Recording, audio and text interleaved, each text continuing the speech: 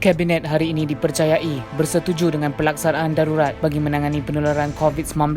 Perkara itu diputuskan dalam mesyuarat khas hari ini yang dipengerusikan oleh Perdana Menteri Malaysia Tan Sri Muhyiddin Yassin di Putrajaya. Apa itu pengisytiharan darurat? Darurat bermaksud suatu keadaan berkaitan keselamatan, ekonomi dan ketenteraman awam yang tidak dapat dikawal melalui sistem pentadbiran biasa. Menurut sumber, kerajaan tidak akan memanggilnya sebagai darurat untuk mengelakkan orang ramai panik dan akan diberikan nama lain. Perdana Menteri Tan Sri Muhyiddin Yassin tiba di Istana Abdul Aziz bagi menghadap Yang di-Pertuan Agong Sultan Abdul Wahri Ayatuddin Al-Mustafa Billah Shah. Perjumpaan itu dipercayai susulan mesyuarat Kabinet khas di bangunan Perdana Putra, Putrajaya pagi tadi. Dalam mesyuarat itu, Kabinet dipercayai bersetuju untuk melaksanakan darurat politik bagi mengatasi ketidakstabilan politik negara dan sekaligus memberi fokus kepada usaha menangani penularan COVID-19.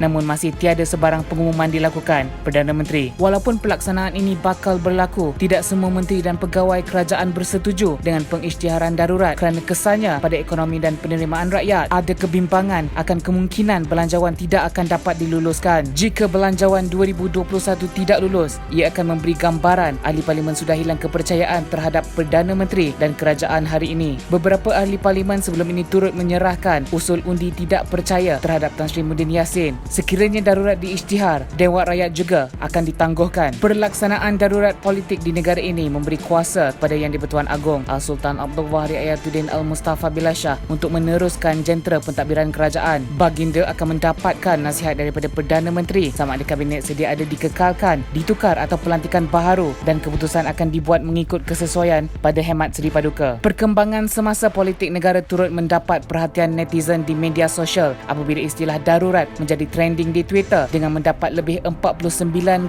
tweet sejak spekulasi berkenaan mula dilaporkan petang ini. Walau bagaimanapun, ada pihak yang membantah perisytiharan darurat di seluruh negara dengan menyifatkannya sebagai tidak perlu memandangkan undang-undang sedia ada sudah cukup untuk menangani wabak COVID-19.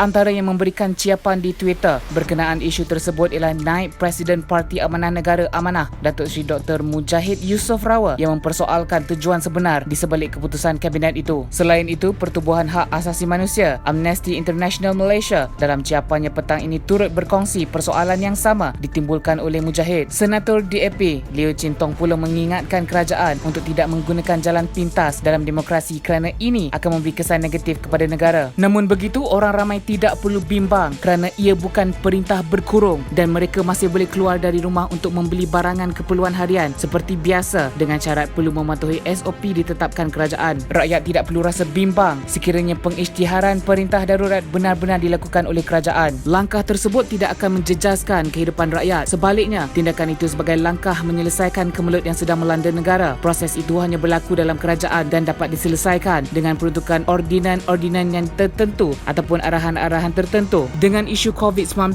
dan kecelaruan politik negara yang menjadikan keselamatan terumbang-ambing, tindakan mengisytiharkan darurat adalah yang terbaik. Kita doakan yang baik-baik untuk semua. Kebijaksanaan diperlukan, rakyat diutamakan, negara diselamatkan, darurat dilaksanakan.